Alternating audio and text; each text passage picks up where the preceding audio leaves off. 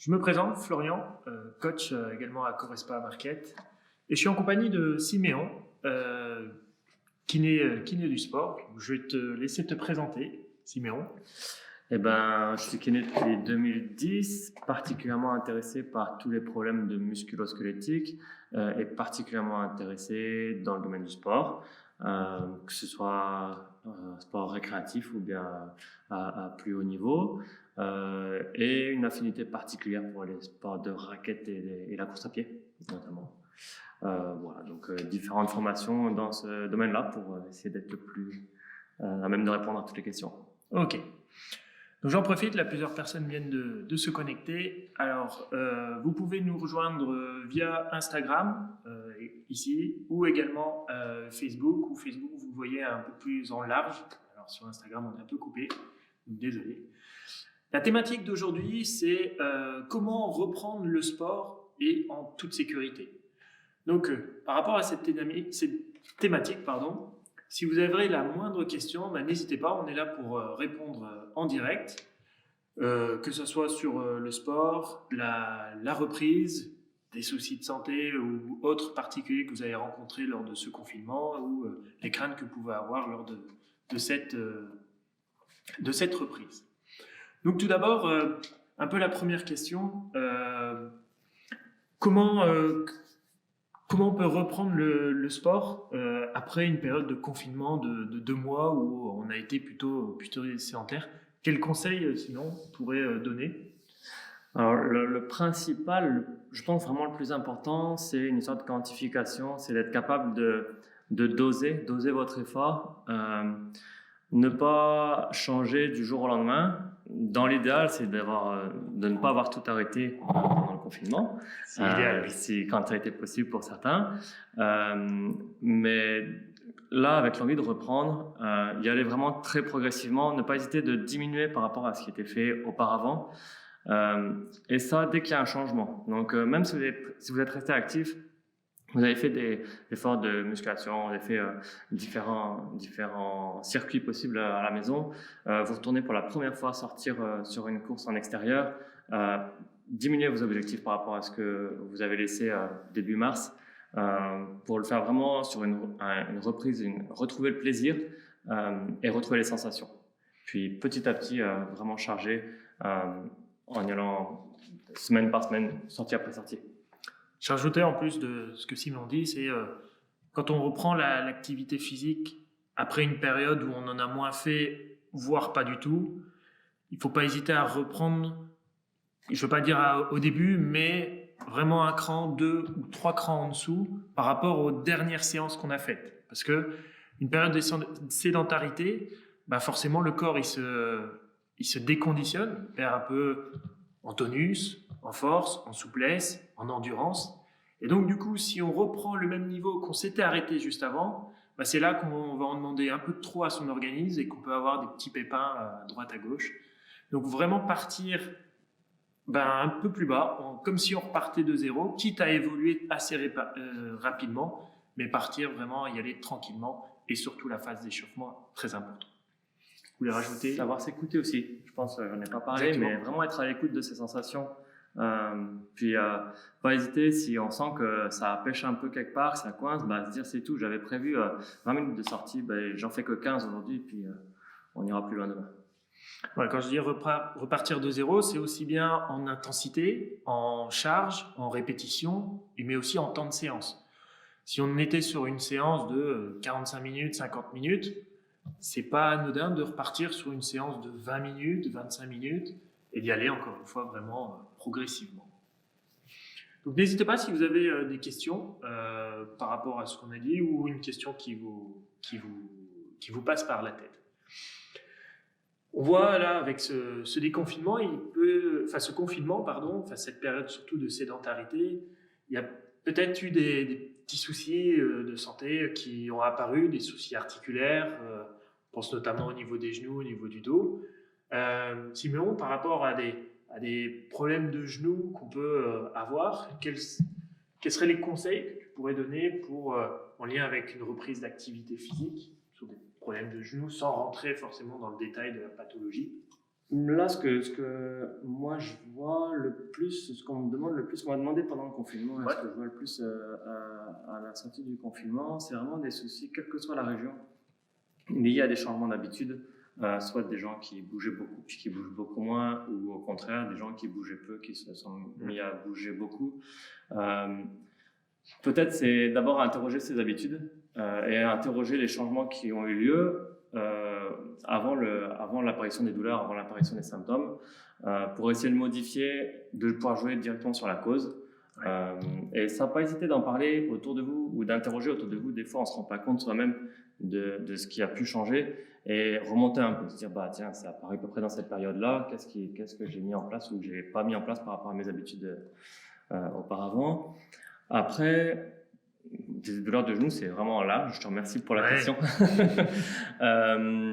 Ça peut être beaucoup de choses. Il faut d'abord évidemment retirer toutes les grosses pathologies ou toutes les grosses problématiques qui pourraient donc avoir même en ce moment où on n'a pas grand-chose qui se passe, on peut avoir des plus grosses problématiques. Et c'est toujours important, si vous avez un doute, de pouvoir consulter quelqu'un, soit votre médecin ou votre physio, votre kiné habituel. Après, l'idéal est de ne pas rester au repos complet, pouvoir remettre, comme on a dit tout à l'heure, diminuer un peu la charge, diminuer un peu l'intensité, modifier certains comportements. Si vous êtes obligé de rester assis un petit peu longtemps, changer l'angle de votre genou, aller mettre le pied un peu plus loin, rapprocher-le de votre chaise, changer régulièrement de position, éviter les périodes trop prolongées. On peut se dire en 15-20 minutes, ça peut être bien de bouger un peu le bassin, bouger un peu les jambes, changer l'axe, mettre le pied sur un marche-pied. Sans rentrer trop dans le détail de chaque pathologie. Beaucoup de problèmes de genoux sont liés à, comme Simon dit, une sédentarité, d'autres, une mauvaise utilisation des genoux. Et effectivement, plus on va lutter contre cette sédentarité, on va être plus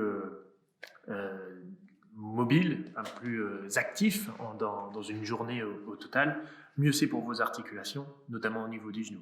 Et effectivement, la station assise engendre des problèmes, engendre des raideurs, engendre des douleurs qui peuvent apparaître liées à une sédentarité comme le confinement ou d'autres aspects de la vie quotidienne. Donc, comme Siméon a dit, les petits conseils qu'on peut vous donner, c'est vous êtes assis au boulot toute la matinée devant votre ordinateur, bougez vos articulations, bougez les pieds, faites un petit peu de pédalo avec votre main, montez, redescendre, quelques répétitions, une ou deux, c'est déjà amplement suffisant pour vos articulations, ça leur fera du bien. Un petit conseil, là c'est plutôt un petit conseil de coach, on a tous des téléphones avec plein d'applications, je suis sûr que vous avez une application sur votre téléphone qui permet de mettre une alarme toutes les 20 minutes, toutes les demi-heures, toutes les 40 minutes, n'hésitez pas à la programmer, à chaque fois qu'elle bip, hop, vous vous levez, vous vous asseyez, vous bougez un petit peu les genoux et hop, vous repartez dans votre exercice. Et ça va vous permettre de limiter certaines douleurs qui peuvent apparaître à droite à gauche, notamment au niveau de vos genoux. Donc je me répète, n'hésitez pas si vous avez la moindre question, on est en compagnie de Siméon, kiné du sport, avec pas mal de spécialités et puis de préférences. Il y a moi-même, coach ici à Corespa Market. Oui, du coup, je reviens sur le sujet du genou spécifiquement et plus moins sur des douleurs un peu de tous les jours, mais plus sur l'activité physique. Oui, très bien. Le genou, il est souvent, pas tout le temps, mais souvent la victime des articulations au-dessus et en dessous. Bien souvent, on n'est pas sur une problématique directement liée aux insertions tendineuses, aux structures au niveau du genou, mais plus sur une problématique de hanche, une problématique de cheville. Et après un temps de repos un peu forcé, comme on a eu, certains gros muscles au niveau de la hanche peuvent avoir plus perdu que le reste et occasionner des dysfonctions au niveau des différents axes de fonctionnement de la jambe. Et donc, vraiment pas oublier dans vos programmes de renforcement, si vous en remettez en place, d'aller chercher à travailler ces muscles-là, donc notamment les fessiers, les rotateurs de hanches, les abducteurs de hanches. Demande des conseils à Florian, il aura plein d'idées à vous donner. Très bien, merci. J'enchaîne avec on a parlé un peu du genou. Alors, on a souvent, j'entends beaucoup parler de problèmes de genou, mais j'entends encore plus parler de problèmes de dos. Donc, si vous avez rencontré quelques soucis au niveau de votre dos, que ce soit la région lombaire, la région plutôt dorsale ou autre, n'hésitez pas à poser vos questions. On pourra essayer de vous orienter. Alors, bien sûr, on n'est pas médecin, on ne va pas vous faire un diagnostic à distance, mais en tout cas, on va pouvoir soit vous donner quelques conseils, des petites astuces, ou en tout cas vous orienter pour une reprise de sport dans les meilleures conditions. Donc je rebondis par rapport au mode dos. On rencontre, je pense que Siméon, tu vas rencontrer régulièrement dans ta partie professionnelle des personnes qui ont des petits soucis de dos. Quels conseils tu pourrais leur apporter? Des conseils très généraux sur faire de l'activité physique sans aggraver les problèmes de dos, ou en tout cas en prenant en compte ces problématiques de douleur. D'être à l'écoute, principalement, encore une fois. Ouais, bien sûr, c'est normal. Encore une fois, d'avoir plaisir. Je pense que c'est important si vous vous forcez à faire une activité parce qu'on vous a dit que c'était bon pour votre dos. Ce qu'on entend tout le temps, c'est me dites pas qu'il faut que j'aille nager parce que je déteste l'eau. Puis du coup, je vais pas vous dire d'aller nager. Mais si vous aimez bien nager, vous pouvez nager. Mais si vous n'avez pas nager, bougez. Puis s'il n'y a pas eu de contre-indication ou de conseil particulier, choisissez vraiment l'activité qui vous fait le plus plaisir. Ce sera toujours possible de l'adapter pour que ça fonctionne. Certaines pratiques sont un peu décriées ou ont été accusées. Je pense notamment à la course à pied. Combien de fois je peux entendre on m'a interdit de courir parce que j'ai mal au dos, il faut absolument plus que je cours. Puis c'est plus dans la manière de faire, je pense qu'il faut réfléchir. Au-delà du dosage, certains mécanismes, certains patrons de course seront peut-être un peu moins impactants que d'autres. Je pense notamment tout le versant minimaliste qui a pas mal été développé depuis quelques années, où on peut avoir des outils assez intéressants pour changer sans réfléchir à la manière de courir, juste se dire ok, je vais augmenter un petit peu ma fréquence de pas, donc au lieu de faire des grandes enjambées, je les raccourcis un petit peu, puis j'en fais un petit peu de manière un peu plus rapide. J'essaie de courir le plus silencieusement possible, comme si vraiment je voulais être le moins bruyant, et sans chercher à amortir et à rebondir, c'est vraiment pas le propos, mais plus à être silencieux pour utiliser l'aspect musculaire de notre corps plutôt que l'aspect articulaire où on va avoir l'impact. On peut aller beaucoup plus loin, mais c'est pas interdit de courir. Si c'est ça qui vous fait plaisir, si c'est là-dedans que vous voulez retourner, je pense qu'il faut plutôt réfléchir à comment le faire et du coup prendre les conseils auprès des professionnels qui pourront vous aider, vous évaluer, vous regarder courir éventuellement. Voilà, la course n'est vraiment pas... Aucune activité n'est interdite quand on a des douleurs au dos. Ce qu'il faut, c'est, je répète Siméon, c'est bien sûr s'écouter, parce que les douleurs, les blocages ou autres, c'est des messages que votre corps renvoie et qu'il faut prendre en compte pour pas faire n'importe quoi, pour adapter, moduler, arrêter, ajuster votre pratique en sport. Je rebondis par rapport à la course. Si vous débutez, alors que vous soyez débutant, confirmé au niveau de la course, effectivement, avec la période de confinement, on a soit réduit son temps de course, soit réduit ses distances. Mais ça vous a permis aussi à certains, j'imagine, de débuter dans la course. Et ça, c'est une très bonne chose. Également, si vous-même, vous souhaitez vous lancer dans la course, j'ai mis à disposition 7 ou 8 vidéos via le Facebook du club, Correspa Market, où je vous apprends à débuter dans la course avec des séances d'une vingtaine de minutes au début, 20-25 minutes, qui augmentent progressivement sur du 30, 35, 40, 50 minutes, avec une alternance sur du travail fractionné, du travail un peu plus d'endurance. Donc, si vous voulez vous lancer dans l'activité course, n'hésitez pas à aller voir ces différentes vidéos. Elles sont bien sûr assez générales. N'hésitez pas à me solliciter si vous voulez que je l'adapte au mieux à ce niveau-là.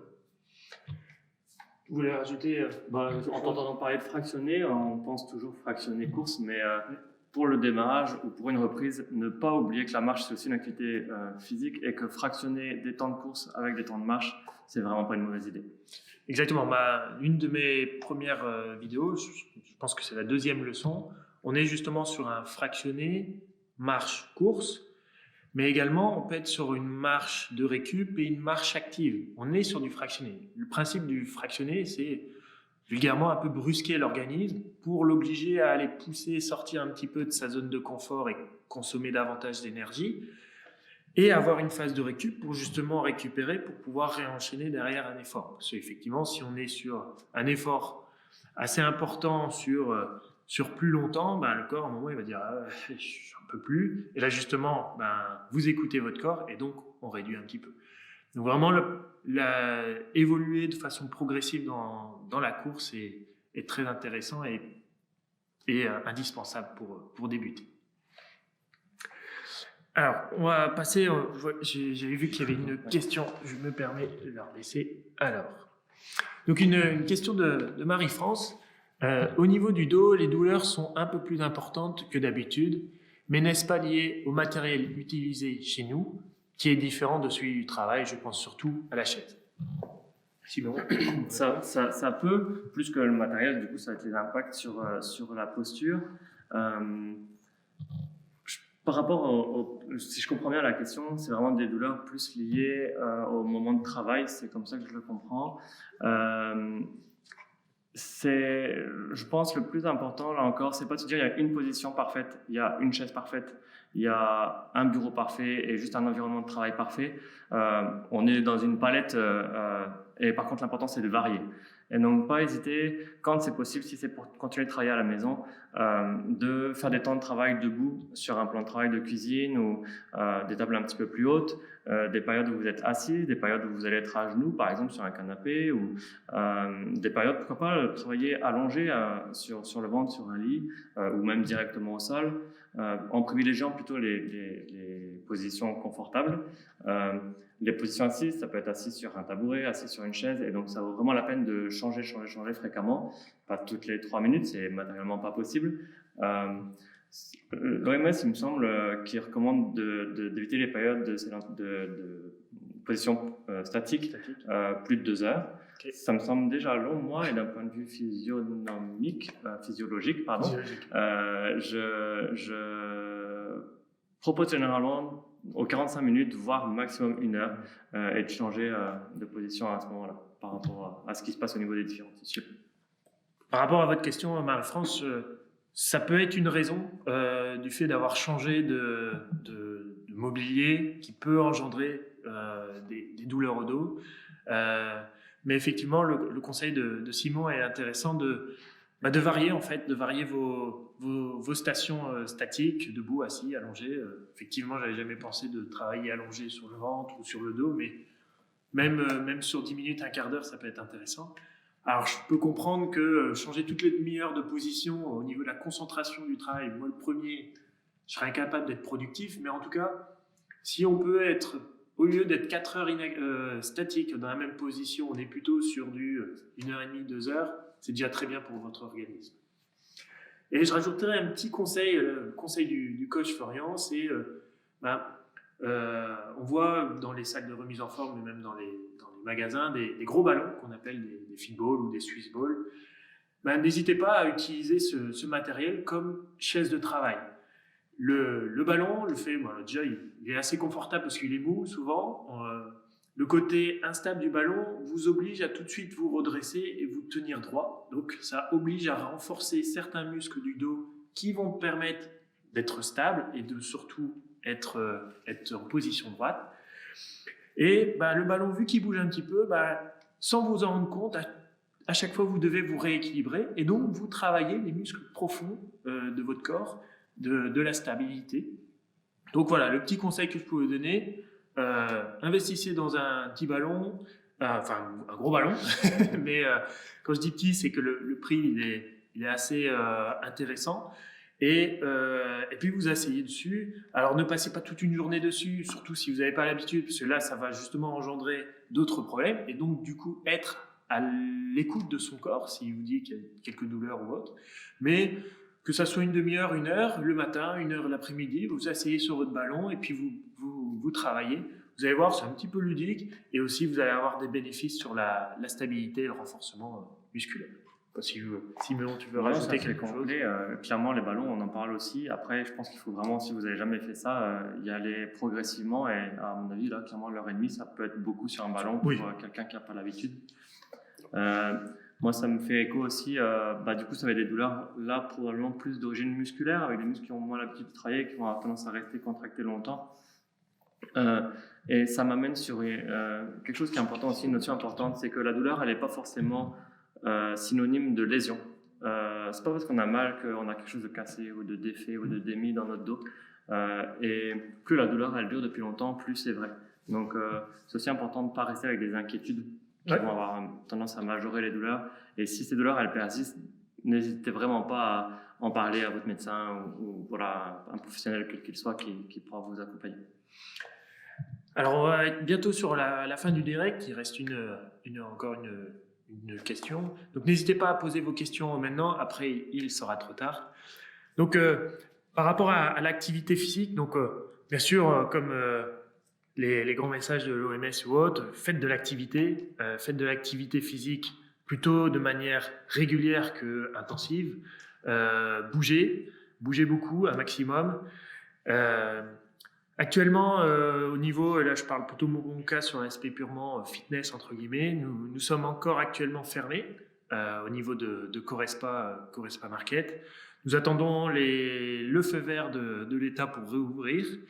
Actuellement, on se prépare, on est vraiment dans les starting blocks pour réouvrir. On se prépare surtout sur les mesures sanitaires à mettre en place, qu'on mettra en place dans le club pour vous accueillir dans les meilleures conditions, sur tout ce qui est accueil du public, hygiène.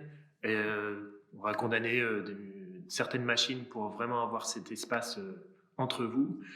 Et donc, actuellement, on est fermé, mais on continue de vous accompagner et d'accompagner même les personnes qui le désirent avec des programmes personnalisés, individuels, des vidéos d'exercices, des vidéos live également, comme on est actuellement en train de le faire. Donc, si vous avez la moindre question, n'hésitez pas à nous solliciter. Si vous avez une question un peu plus personnelle pour Siméon, notre kiné, je lui transmettrai et puis je vous répondrai avec plaisir. Donc, Siméon, si je te laisse la fin pour le dernier. Si peut-être par rapport à, j'ai parlé de l'OMS, puis tu as rebondi là-dessus. Les recommandations aujourd'hui, ce serait pour un adulte 150 minutes d'activité modérément intense, mais qui du coup amène quand même un essoufflement, une augmentation du rythme cardiaque. Donc c'est pas non plus faire son shopping ou se déplacer tranquillement. Il faut pouvoir discuter, mais être un petit peu inconfortable. Par des périodes d'au moins 10 minutes. Donc, ce n'est pas forcément 150 minutes d'un coup, ni 2 fois 2 heures et 1 fois 1 demi-heure. Mais il faut un minimum de 10 minutes pour que ce soit quand même comptabilisé. Puis, c'est un premier objectif. Et le deuxième objectif, ce serait d'aller chercher jusqu'à 300 minutes par semaine d'activité modérément intense qu'on peut remplacer ou moduler avec 75 minutes d'activité très intense. Donc, je disais tout à l'heure, pas trop intense, mais ça a aussi son intérêt de pousser un peu dans nos limites. Puis donc, pareil, 75 d'abord et 150 en deuxième objectif pour un adulte de mémoire 18 et 60 ans. Mais ça reste vrai c'est plus tout à fait le même chiffre, mais pour des personnes âgées, plus âgées ou des enfants. Par rapport à l'intensité là, Simon parle d'intensité importante, modérée, basse. Les repères que vous pouvez avoir, Simon l'a dit, c'est si vous faites une activité et que vous pouvez parler comme là, moi je parle sans être essoufflé, sans devoir reprendre sa respiration, c'est que vous êtes dans une activité modérée, voire pas du tout, qui est mon cas là actuellement. Si par contre vous parlez, vous avez de temps en temps, vous devez reprendre votre inspiration, là vous êtes un peu plus dans l'effort.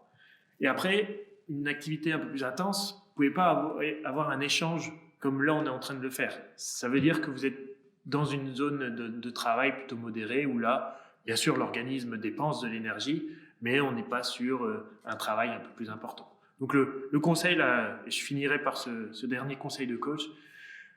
Si vous faites de l'activité physique et que vous pouvez parler à votre ami, votre collègue, votre copine, comme si vous étiez dans un bar, bah, ça veut dire que vous êtes dans une zone de confort et une zone de travail assez basse. Donc c'est bien, hein, il faut le faire. On est sur de l'activité physique très modérée. Mais si vous voulez être plus dans le travail, bah là il faut monter un peu plus l'intensité et vous allez voir que vous n'allez pas pouvoir continuer à garder cette discussion constante. Et là vous serez un peu plus dans le travail et là ça sera un peu plus efficace. Donc voilà, j'ai plus de questions. On a abordé les sujets que je souhaite. N'hésitez pas, vos questions, vous pouvez les mettre en commentaire. Pareil, cette vidéo sera en replay sur la page club. Donc vous pouvez encore commenter, poser vos questions. On se fera un plaisir d'y répondre.